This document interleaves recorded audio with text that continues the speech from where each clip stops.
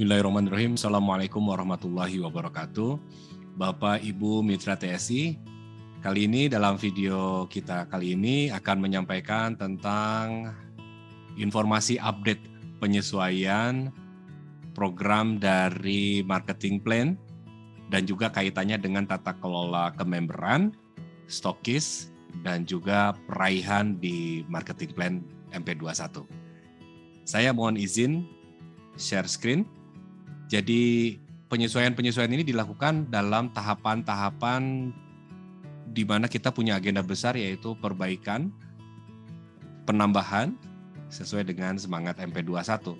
Sehingga kita terus diupayakan untuk senantiasa menyesuaikan dengan regulasi, di satu sisi juga agar hadirnya keteraturan dari members, stokis, maupun juga nanti akan ada penyesuaian dari sisi master stokis. Dan kali ini kita akan ada beberapa penyesuaian, dan ini semangatnya, spiritnya adalah dengan spirit kebaikan atau perbaikan dari sisi tata kelola kememberan dan juga stokis. Sebagaimana disampaikan di laman website kami, di sosial media, dan juga sudah di-share ke leaders Bapak Ibu. Jadi kalau Bapak Ibu belum mendapatkan, mudah-mudahan video ini membantu, karena kemudian setelah kami menyampaikan informasi dan pengumuman ini, ada beberapa pertanyaan-pertanyaan yang insya Allah kita juga akan bahas di sini. Dan adapun bila Bapak Ibu merasa ada kebingungan, pertanyaan, jangan sungkan untuk di kolom komentar di bawah ini maupun ditanyakan ke pelayanan. Kemudian juga bisa ditanyakan ke CSO kami atau lewat inbox dan DM di laman sosial media Tridaya Sinergi ID. 3 penyesuaian ini, yang pertama adalah tentang HU utama dan HU penunjang. Dalam hal ini penekanannya di penyesuaian dengan HU penunjang. Yang kedua adalah tentang stokis. Jadi kita sedang dan tengah menertibkan stokis, karena stokis ini juga merupakan salah satu sentral dari bisnis kita. Selain kememberan, juga tentunya members ini belanja dan diinputkan poinnya melalui mitra stokis. Dan yang ketiga adalah penyesuaian gugus bintang. Ketiganya spiritnya sama, yaitu bagaimana kita memiliki keteraturan, kemudian juga kita ingin mengangkat tema tentang fairness atau keadilan, aturan main, di mana kita ingin agar semuanya memiliki kesempatan yang sama dan juga sesuai dengan aturan yang ada. Bapak Ibu, kita akan membahas pertama tentang HU penunjang. Sedikit saya berikan gambaran bahwa HU utama HU penunjang ini terjadi karena kita memang dalam rangka antisipasi transisi dari multi HU ke single HU. Jadi kalau ada pertanyaan dari members baru, ini tentang apa sih HU utama HU penunjang nih? Ada beberapa yang masuk lewat inbox maupun lewat DM. Dan kami memang sampaikan bahwa HU penunjang dan HU utama ini adalah tentang transisi dari kememberan TSI yang lama menjadi TSI yang menyesuaikan dengan regulasi yang baru. Sehingga kalau members baru, sejatinya memang tidak ada istilah HU utama, HU penunjang, karena semuanya adalah HU utama terikat dengan ID. Jadi kalau Bapak Ibu Mitra TSI yang baru bergabung, dulu ada fase di mana kami satu keanggotaan, satu ID bisa memiliki berbagai akun HU di Tridaya Sinergi. Jadi kalau ada pertanyaan, ini HU penunjang tentang apa, kok saya nggak ngerti ya? Ya boleh jadi nggak ngerti karena memang fasenya Bapak Ibu tidak mengalami perbedaan antara HU penunjang dan HU utama. Jadi HU penunjang dan HU utama ini adalah warisan dari fase pertama awal-awal TSI, di mana satu orang memiliki banyak akun HU. Nah, namun demikian, tentu saja banyak di antara Bapak Ibu yang sudah bergabung di TSI dan memiliki HU utama dan HU penunjang. Nah, kita akan masuk ke fase di mana kita akan menertibkan kembali tentang HU utama dan HU penunjang ini. Periodenya mulai bulan September 2022, jadi ini bulan Agustus masih ada waktu.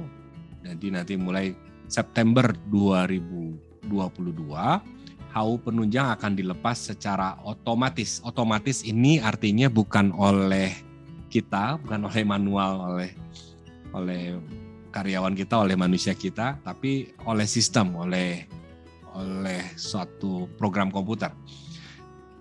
Dikondisikan, jadi HU penunjang ini akan dilepas jika ada persyaratannya, tidak melakukan pembelanjaan minimum 30 poin dalam setiap bulannya. Jadi ketika tidak melakukan pembelanjaan minimum 30 poin akan dilepas. Dilepas artinya apa? Dilepas artinya adalah HU tersebut akan menjadi HU mandiri. Ya, HU tersebut akan menjadi HU mandiri. Saya izin coret-coret ya Bapak Ibu ya, supaya ada visualisasinya lebih lengkap. Jadi HU tersebut akan menjadi HU mandiri.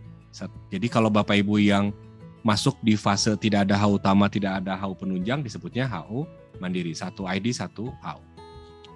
Dan nantinya karena satu HU penunjang ini dapat diakses oleh HU utama, ketika HU penunjangnya dilepas, maka tidak bisa lagi diakses langsung oleh HU utama. Dan HU tersebut akan berstatus belum terverifikasi. Ya, HU tersebut akan berstatus belum terverifikasi. Jadi HU tersebut akan berstatus belum terverifikasi sama dengan ketika Bapak Ibu join dengan membran. Ya. Tidak dapat melakukan pembelanjaan sebelum terverifikasi. Jadi perlu verifikasi dulu. Ya. Nah maka HU penunjang yang sudah dilepaskan ini perlu langsung melakukan ganti password. Ya, langsung ganti password. Jadi perlu langsung melakukan ganti password. Pak, ini ada kontradiksi nih. Tidak bisa diakses langsung oleh HU utama, tapi harus segera melakukan ganti password. Masuk ganti passwordnya bagaimana? Nah ini saya jelaskan di slide berikutnya. Solusinya adalah ketika terjadi, maka supaya tidak terjadi ini, password akan ketika setelah dilepas ya Bapak Ibu ya, password akan mengikuti HU utama. Jadi Bapak Ibu masih bisa masuk ke HU penunjang dengan menggunakan passwordnya HU utama. Namun tidak bisa lagi diakses dari HU utama, itu yang beda. Nah setelah masuk ke HU penunjang tadi, begitu masuk, langsung Bapak Ibu lakukan ganti password agar ini tadi karena HU-nya HU mandiri, maka akun tersebut perlu perlakuan secara mandiri, tidak terikat dengan akun-akun yang lainnya, tidak terikat dengan akun HU utama. Maka ia perlu ganti passwordnya, lalu disimpan oleh Bapak Ibu, diingat-ingat, ditulis supaya tidak lupa. Dan passwordnya jangan yang gampang, karena ada sekarang teknologi melacak password. Kalau passwordnya misalnya huruf dan angka berapa banyak, ini hanya dalam waktu 2 menit. Pakai mesin tersebut bisa dicari tuh matching passwordnya. Jadi sekarang tuh HU Bapak Ibu, akun Bapak Ibu di Tridaya Sinergi Indonesia, itulah aset Bapak Ibu, itulah lapak Bapak Ibu, itulah kios Bapak Ibu. Jadi perlu benar-benar dilindungi. Jadi Bapak Ibu perlu punya gembok, perlu punya tralis, karena itu boleh jadi sekarang ini kiosnya baru punya omset, ya menghasilkan 50.000, 60.000, belum kerasa ruginya. Tapi ketika ternyata itu bertumbuh berkembang, kalau sudah punya penghasilan dari lapak tersebut bisa belasan juta, puluhan juta, itu kalau dilacak passwordnya dan ketahuan, itu kita bakalan menyesal. Maka tanggung jawab dari Bapak Ibu sebagai members adalah membuat password, mengingat password, dan juga secara reguler Bapak Ibu perlu gonta-ganti password. Agar apa? Agar aman. Itu adalah aset. Tawakal kita kan melindungi dengan kunci digembok. Itu tawakal kita. Kalau kita kemudian lalai, kemudian kita sharing password ke walaupun itu upline atau leader, ketika terjadi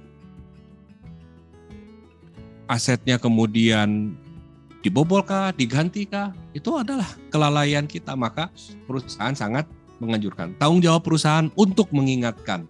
Tapi perusahaan tidak bertanggung jawab atas kemudian terjadinya pembobolan akun. Jadi Bapak Ibu yang perlu tanggung jawab penuh secara mandiri untuk mengganti password dan juga melindungi password Bapak Ibu. Lindungi itu teh aset Bapak Ibu.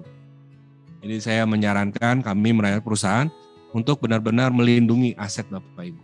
Itu akun teh aset ila yaumil qiyamah sampai bisa diwariskan nanti anak cucu yang bisa membuka password itu.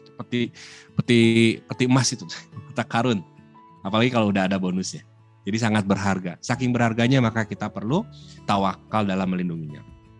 Kemudian hau penunjangnya selain diganti passwordnya juga segera input data pribadinya dengan data KTP yang baru yang belum terdaftar di sistem IT. Karena kalau misalnya sudah terdaftar di sistem TSI, kalau kumaha juga nanti ketika di-verify akan ditolak. Jadi kita akan ada verifikasi, tidak ada lagi double KTP.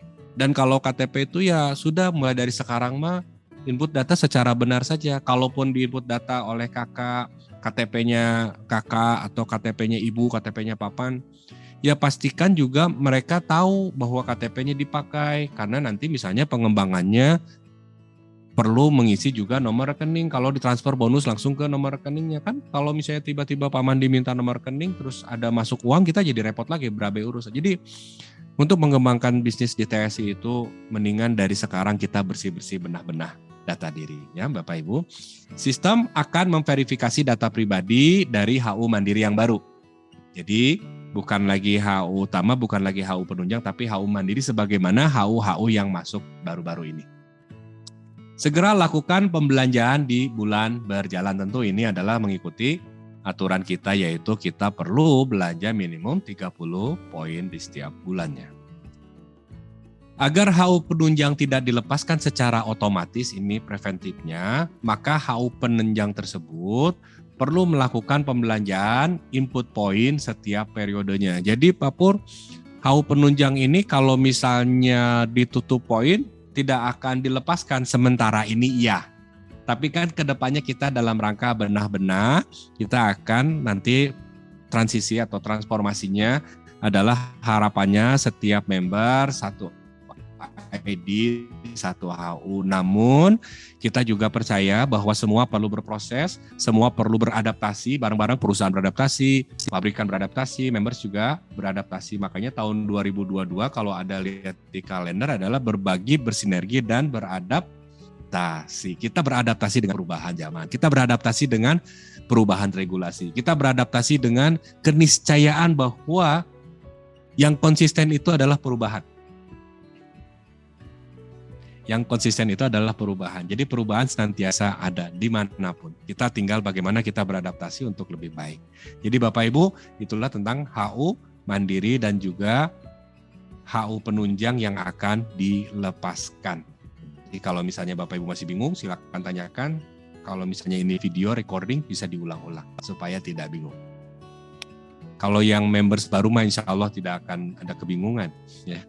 Nah, yang selanjutnya adalah kalau tadi HU utama dan HU penunjang, kita beralih ke stokis non-aktif yang akan dihapus secara otomatis. Mengapa ini kemudian menjadi concern kita dari sisi perusahaan? Karena memang perusahaan ini data terus bertambah. Member bertambah, stokis bertambah, master stokis bertambah, omset pembelanjaan juga bertambah, dan itu semua perlu ditampung dalam database. Database juga perlu space. Nah, agar efisien, maka kita tidak kemudian menyimpan sesuatu arsip, sesuatu data yang memang tidak ada penghuninya atau tidak ada yang mengurusnya. Jadi bangke, ngapain kita simpan? Ya sudah, kita informasikan saja, sosialisasikan. Ya pada diaktifkan mau diaktifkan ku abi dia diberesan ya, dilipat gitu, ditutup. Supaya apa? Supaya yang baru juga bisa masuk, supaya kita juga bisa memproses data yang sedemikian banyak ini dengan baik, dengan efisien, sehingga bayangkan Bapak Ibu kalau jalan ada sampah, ada banyak dus-dus kosong dibanding dengan dus-dus kosong yang tidak terpakai, itu udah singkatkan. Jadi jalan kita lebih lancar, lebih mulus, lebih indah juga dilihatnya. Dan dari sisi data juga kita lebih efisien.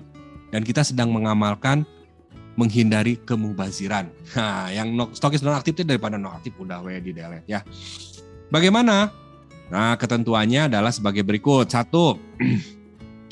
Stokis yang tidak aktif selama 12 bulan. Jadi periode Oktober 2021 sampai dengan September 2022 bulan depan akan dihapus secara otomatis oleh sistem penghapusan akan dilakukan mulai pukul 00.01 pada tanggal 1 Oktober 2022.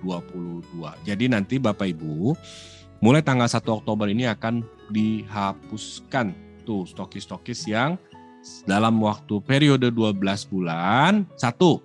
Tidak melakukan pembelanjaan produk ke master stokis selama 1 tahun ke belakang. Jadi misalnya nanti bulan November, ya sudah ditarik dari bulan November ke belakang.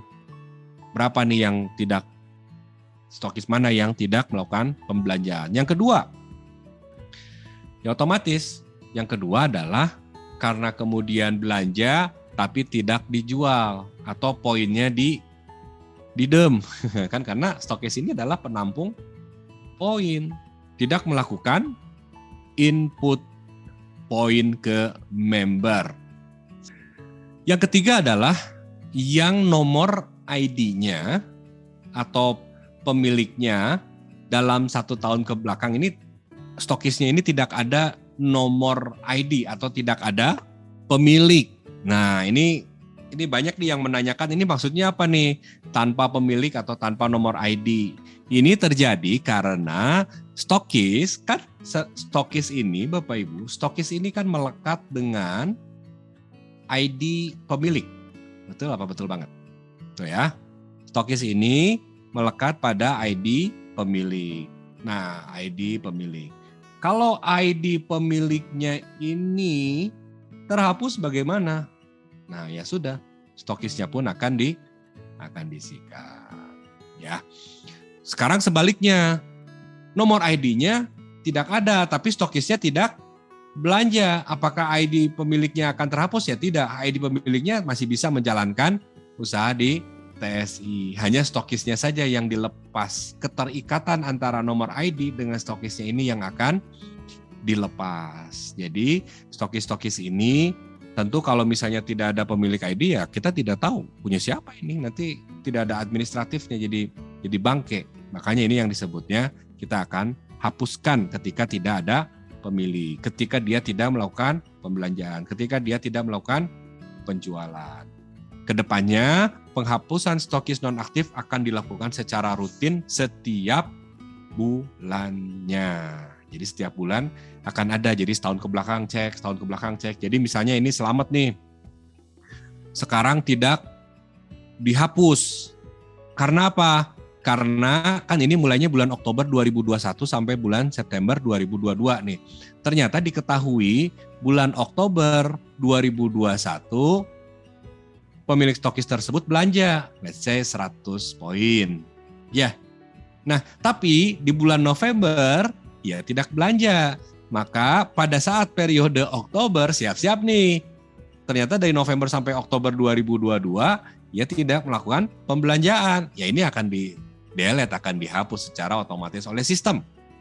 Jadi bukan oleh manusia, bukan oleh teman-teman dari timnya ICT. Timnya ICT hanya membuatkan program, hanya menginstruksikan kepada komputer, duhai komputer, upami aya nomor ID ieu, stokis ieu, henteu ngalakukeun poin belanja, poinnya 0, poin penjualannya 0, tidak ada pemilik, pang deletekeun, delete. Jadi komputer itu adalah salah satu yang paling patuh gitu. Patuh sama programmernya. Diminta hapus, tidak ada ampun, no debat. Duhai komputer, pokoknya upami tos jam 00 tos tetiasa nginput deui, atos itu mah patuh pokoknya. Ya. Jadi bukan perbuatan manusia menjaga, membatasi itu, tapi memang komputer patuh pada yang meminta atau yang menugaskan. Yang menugaskan siapa? Kita semua. Kita punya aturan yang perlu kita junjung tinggi secara bersama-sama. Ya, ini adalah stokis nonaktif yang akan dihapus secara otomatis. Kalau masih bingung-bingung, nggak paham, lebih baik bertanya daripada nanti tidak ada pertanyaan malah jadi komplain karena tidak memahami. Selanjutnya, mungkin ini bagi sebagian Bapak Ibu, wah masih jauh lah GB mah gitu. Saya mah baru juga UM, itu jangan, nanti jadi doakan saja seolah-olah tahun ini kita bisa mencapai gugus bintang, amin. Ya, karena tidak tidak pernah tahu kalau ternyata kita sekarang berubah, kemudian kita punya komitmen konsisten setiap hari, pokoknya saya sekarang mau terus memperkenalkan produk, memperkenalkan peluang usaha, membangun network. Ya bukan tidak mungkin. Allah nulunin pertolongan, kita jadi gugus bintang. Tahu aturannya, tahu pentingnya gugus bintang. Ada beberapa peraturan baru yang disesuaikan dan ini juga sudah disounding ke leaders perwakilan members untuk didengar pendapat, dan insya Allah ini juga kita senantiasa sosialisasikan terlebih dahulu sebelum diluncurkan sehingga Bapak Ibu lebih paham konteksnya, lebih paham untuk apanya, karena kita ingin bagaimana ke depannya TSI ini bukan hanya bertumbuh tapi juga kuat mengakar. Jadi kalau tumbuh tanpa akarnya kuat nanti gampang dirubuhkan oleh orang-orang dengan kepentingan tertentu. Ini ada beberapa syarat yang boleh jadi sama dengan periode sebelumnya, tapi juga boleh jadi ada yang berubah. Yang tidak berubah, salah satunya adalah tetap bagi si calon peraihnya, kandidat peraihnya ini poin pribadinya 30 poin sama dengan yang lainnya. Kemudian peraih bintang 4 pribadinya ini perlu meraih bintang 4 secara pribadi yang calon kandidat peraih gugus bintang ini. Kemudian ini bintang 4-nya ini ada di setiap jalur, ya, ada di setiap jalur. Jadi minimal setiap jalur ini 1 orang. Bintang 3-nya, nah ini yang membedakan. Bintang 3-nya ada 8 orang di setiap jalur. Jadi kalau gambarnya seperti ini ada 8, ada 8, ada 8, ada 8, ada 8, sehingga totalnya ada 40 orang. Sampai kapan? Sampai kedalaman berapa? Sampai kedalaman 10 level bintang 3 ya. Oke, bintang 4 juga sama. Dia sampai dengan kedalaman 10 level ya, bintang 4-nya. 10 level bintang 4. Nah, yang bintang 2 ini setiap jalur, nah 1, 2, 3, 4, 5, setiap jalurnya ada 53 peraih. Nah, 53 peraih, 53 peraih, 53 peraih, dan totalnya itu perlu 265 orang total gabungan. Nah, ini kedalamannya 20 level. Sepertinya sama ya Bapak Ibu ya dengan yang sebelumnya, bintang 2. Ya. Omset grupnya itu adalah 468.750 poin. Ini berubah nih omset grupnya. Nah ini yang banyak ditanyakan juga oleh para leaders kemarin, ada masuk ke inbox juga. Mengapa kemudian penutupan poin bagi calon gugus bintang ini segala kriterianya ini perlu di H-1. Kan begitu Bapak Ibu pertanyaannya ya. Nah, ada yang mendorong dari regulasi ini adalah terkait dengan kalau Bapak Ibu misalnya dengar istilah imsakiyah, ya, jadi sebelum batas waktu ya. Supaya kalau misalnya batas waktu puasa itu azan subuh, supaya azan subuhnya tidak ada semacam pelanggaran atau overlapping, maka kita dibuatkan imsakiyah dan juga keteraturan agar dalam periode hari terakhir ini sudah mendapatkan performa informasi dari peraih gugus bintang. Pak, berarti khusus untuk grupnya yang mengusung gugus bintang, begitu lewat hari, misalnya bulan tersebut berakhir di tanggal 31, ini perlu berakhir di tanggal 30. Kalau pas 31 di input tidak diakui belanjanya. Peraihan-peraihannya pun diakui. Hanya bagi penghitungan untuk kandidat peraih calon gugus bintang itu tidak dihitung. Nah, ini banyak yang kemudian, wah kalau begitu nanti saya pada saat input di tanggal akhir bulan jadinya tidak terinput tetap. Karena sistem kan di resetnya di 00-nya itu adalah pada saat akhir bulan. Kalau tanggal 30 berarti imsaknya tanggal 29 H-1 pukul 59.59.999 sekian. Ya. Kalau misalnya Februari tanggal 28 berakhirnya, berarti imsaknya tanggal 27. Kalau 31 tanggal 30. Untuk penghitungan gugus bintang. Untuk belanja, untuk perayaan-perayaan lainnya, itu masih tetap di akhir bulan. Mudah-mudahan tidak ada pertanyaan, karena ini sejatinya sudah kita sangat jelaskan sekali. Nah, ketentuan syarat tersebut di atas mulai diberlakukan pada periode bulan September 2022. Periode distribusi bonus bulan Oktober 2022. Sehingga nanti Bapak Ibu mulai bulan Oktober, bulan September besok, peraihan gugus bintang akan kita lihat. Ia yang meraih gugus bintang adalah ia yang memenuhi kriteria berikut ini. Kalau yang Agustus ini masih menggunakan kriteria lama, masih menggunakan kriteria yang belum berubah ini, ya. Jadi Bapak Ibu, perubahan ini akan diberlakukan September dan untuk didistribusikan bonus bulan Oktober 2022. Ya. Baik, demikian Bapak Ibu.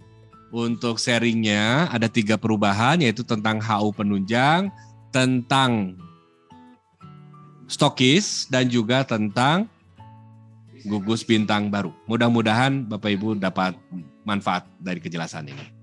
Terima kasih. Wassalamualaikum warahmatullahi wabarakatuh.